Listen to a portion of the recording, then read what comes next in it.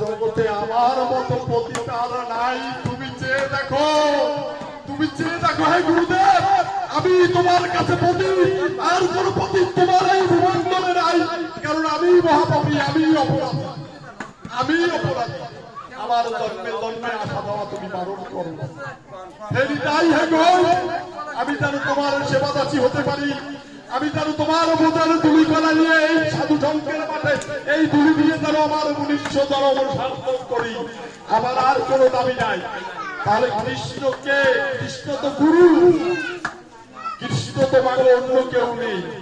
কারণ কৃষ্ণ কোথায়? কৃষ্ণর সাথে কি আমার সম্বন্ধ আছে? আমি কৃষ্ণকে দেখছি, আমি কৃষ্ণকে চিনি। কৃষ্ণ আমার কাছে আসবে, আমার কি সেই শক্তি আছে? কৃষ্ণ আসবে কার কাছে? যোগীর কাছে। কৃষ্ণ আসবে কার কাছে? গুরুর কাছে। কারণ পিতা মাতা বাৎসল্য সম্পর্ক। যখন মাতার কাছে পুত্র যায়, বলে ও মা আমাকে কিছু টাকা দেবে।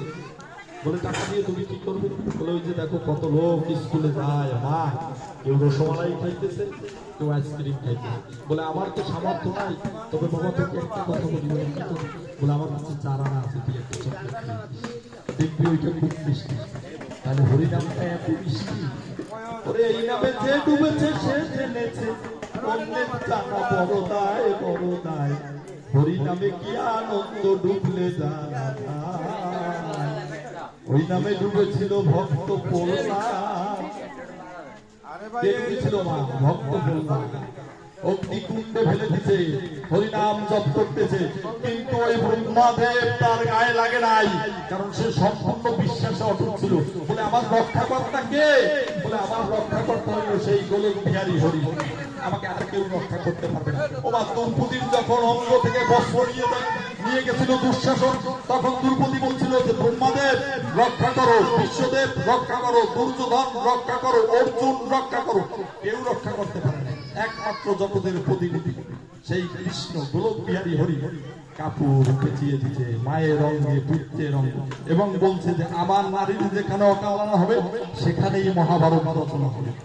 আমার একটা নারীর যদি সতীত্ব হরণ হয় তাহলে সেখানেই মহাভারতের রচনা হবে, আবার সেই কুরুক্ষেত্রের যুদ্ধ হবে। মায়েদের স্থান কোথায় দিছে আবার ভগবান। তাইলে আমাদের আসা যাওয়া বারণ হবে কিভাবে?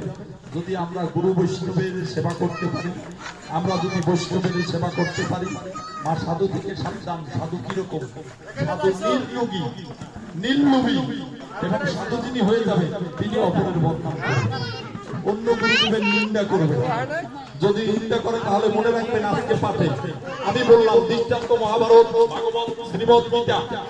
যে গুরুদেব যেরকমই হোক, যদি কোনো ব্রাহ্মণ হোক, মুচি হোক, মেথর হোক, সূচি হোক, যদি কোনো গুরুদেবকে নিন্দা করে সে কোনো গুরু না, সে গুরু না।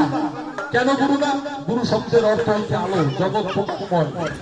এক কৃষ্ণ, দ্বিতীয় সব নাস্তিক।